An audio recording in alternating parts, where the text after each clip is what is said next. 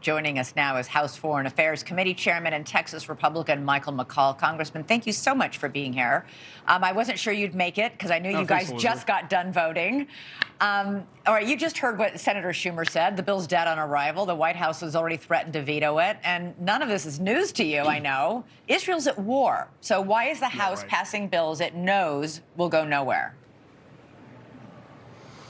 Well, I think for Speaker Johnson, the first vote of his speakership, we want a strong victory for Israel. And I think it's important for him to be able to bring our conference together to rally behind Israel's important message to Israel. Having said that, Elizabeth, your analysis is correct. I've been doing this for quite some time. It will be dead on arrival in the Senate. We're looking at now the next bill measure would be Ukraine funding tied with border security and hopefully Indo-PACOM, which would be Indo-Pacific monies to protect Taiwan from a very aggressive China. I know that in my conversation with Mitch McConnell that he is looking at joining all these threats are all tied together. I think it's important to note that Putin is aligned with Chairman Xi in China, with the Ayatollah in Iran. Putin had a mosque at the Kremlin just last week. You can't dissect these threats; they're all joined together. Right. So why pass this bill that only provides funding for Israel when you know that both the White House and the Senate want or at least most of the Senate want a bill that combines Ukraine funding with Israel funding? Well, look, this is the opening salvo. Again, I think the Speaker wanted a victory that brings our conference together, which, if you haven't noticed, in Washington, it's been a little fractured lately. And so I think bringing it together, we haven't had a speaker in a month. So yeah, I know. We didn't want to start out with a $100 billion package that would fall on its face. And so this is an incremental approach. I've been in this job long enough to know how the movie's going to end. All right, but and it's going to end with all four of these threats tied together. You know that Democrats are accusing House Republicans of playing politics with aid to Israel at a time when Israel is in the middle of a war. Yeah, I mean, look, it's still supported by AIPAC. I mean, the Jewish groups are supportive. I think, when you look at the global stage, they're not paying attention to our politics in D.C. All they know is that Congress passed an aid package for Israel. Yeah, now, but it's is not it going to get through pass. the Senate? I don't think so. Yeah. Well, the majority leader is the majority leader, and he said what he said. And so I think now we go to the second phase of this.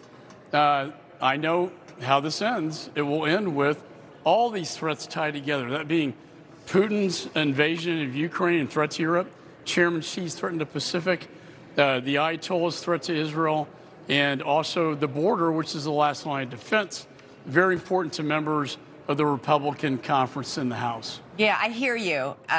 These are really big things going on around the world. And I think the question is, I get that Speaker Johnson wanted a win in his first outing, but aid to Israel needs to happen, according to Israel and according to President Biden and according to most members of Congress. And it's not going to happen with a bill like this. You're going to have to go back to the drawing board and come up with something else. So I think the concern is that time is wasting when we should be getting, something more realistic approved. I actually want to shift gears.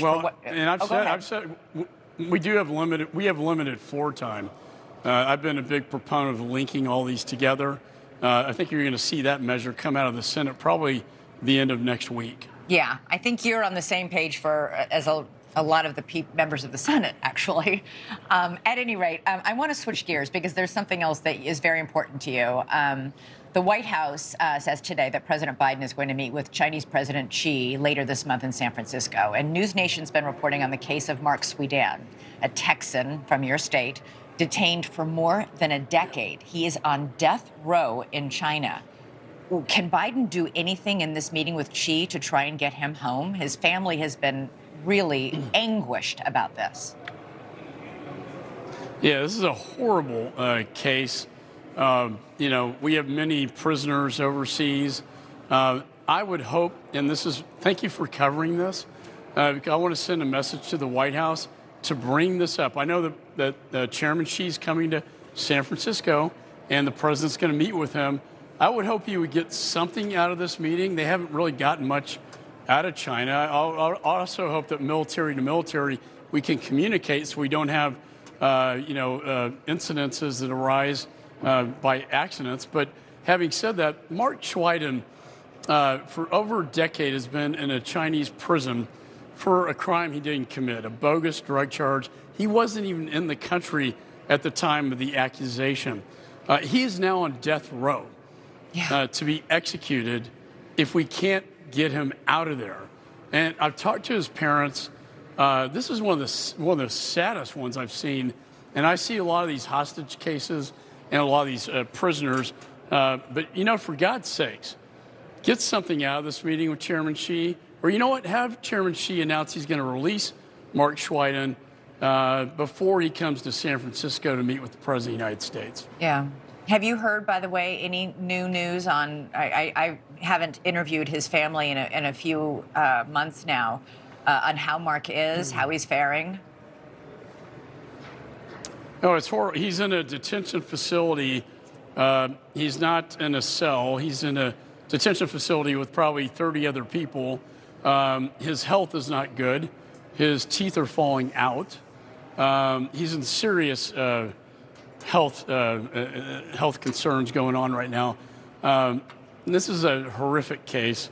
I can't imagine being in a Chinese detention facility with 30 other prisoners on death row with no medical attention at all. And I know the parents are just horrified. Every morning they wake up, they think about their son. Yeah. We need to get him out of there.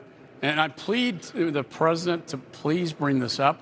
I talked to our hostage negotiator envoy. I talked to him. I talked to the secretary today. He's on his way to Israel. I bring this up every chance I can. Well, I'm sure his family is eternally grateful to you for doing that. Congressman Michael McCaul, please keep us posted on the efforts to free Mark Swidan. Really appreciate you being with us tonight. Thank you, Elizabeth. Thanks for covering that. Sure.